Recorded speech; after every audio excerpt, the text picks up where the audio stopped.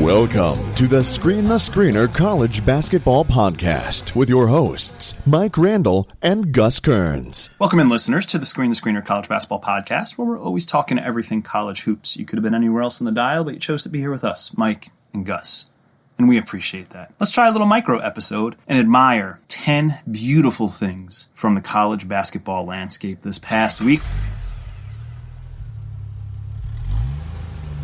Let's hop in the car, we'll buckle the seatbelt, keep those eyes open as we take a little road trip around the sport that we adore. Stop 1, the starting line. We'll start our road trip alphabetically in Alabama. The Tide is perched atop the SEC with a 6-0 record with wins at Tennessee, at Auburn, and at Kentucky. They are dealing with a number of different injuries on the fly and still finding ways to win with that up-tempo attack, some balanced scoring, a very solid top 25 defensive metric via KenPom, and one of the most unique seniors, Herb Jones, who shares some similarities with podcast favorite Eve Pons. Coach Oates has a little something cooking in Tuscaloosa.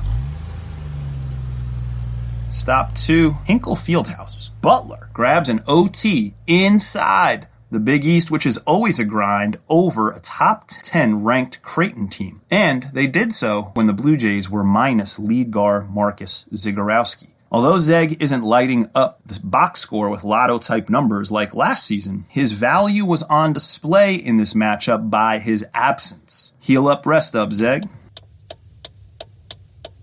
Stop 3, 4-3. Let's talk about Jared Butler from Baylor. They battled big shot maker Matt McClung and Texas Tech, and Baylor struggled. And Butler struggled from the field early in this particular game, going 0 for 9 from the field to start. And with Baylor clinging to a 1-point lead over Texas Tech, that's right, Butler hit a big 3, and then the Bears slowly pulled away for the win. The stat line in this game won't speak to his All-America-ish type value, but that 3-point shot speaks values to Butler's grit for his team.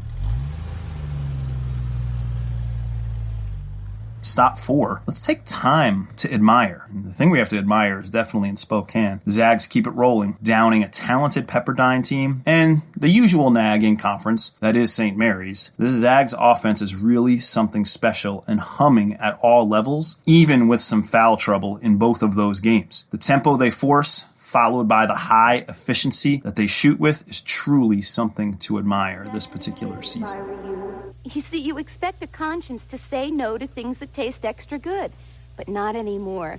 Drake's Cakes, good as always. Stop 5, we'll take a pit stop. Let's hit the restroom, wash those hands, grab some snacks. One of the snacks that's still on the shelves at the local food town nearby are Drake's Cakes. And yeah, Drake is still one of those undefeated teams in the nation. Shaquan Hemphill is simply all over the floor for the Bulldogs on both ends, defensively and offensively. What a joy to watch. Stop 6. Let's head out to Reno. Grant Sherfield of the Nevada Wolfpack, playing out of his head. The Wichita State transfer is playing like one of the best players in the Mountain West Conference. He gets to his spots on offense. He can stretch the floor from 3. He's a total pain defensively. Take a look at his 27 points and 8 assists this weekend. And yeah, that's his 6th straight 20-point game. Whoa, hashtag Battleborn. Stop 7. We'll get stuck in the Jug Handle, a staple in New Jersey for our weekly road trip, and just a lovely brewery in New Jersey as well. And it's time to shine a light on Seton Hall's senior stud, Sandro Mamukshvili. The 6'11 basketball player leads the break, averages over 3 assists per game, and shoots at over 37% from 3. He's one of the best players inside the Big East, and he's one of the most unique players in the nation. Stop 8. Whoa, put the brakes on. Watch out for Storm Murphy from Belmont. Point guard had 6 steals on the defensive end and is part of the reason why the Belmont Bruins own an 11-game winning streak and are 14-1.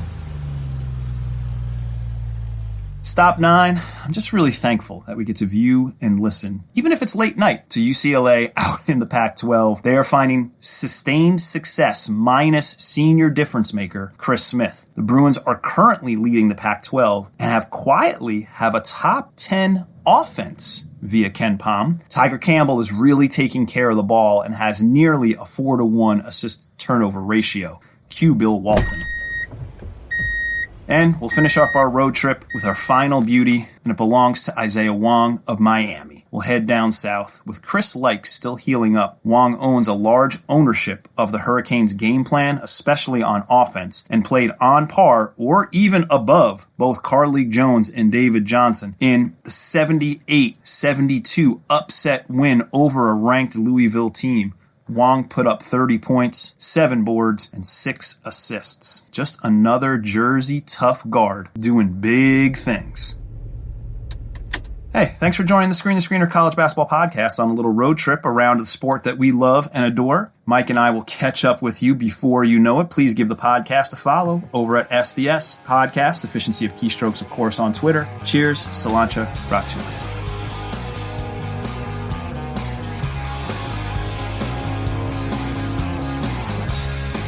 I'm addicted to the appetite. It's a seat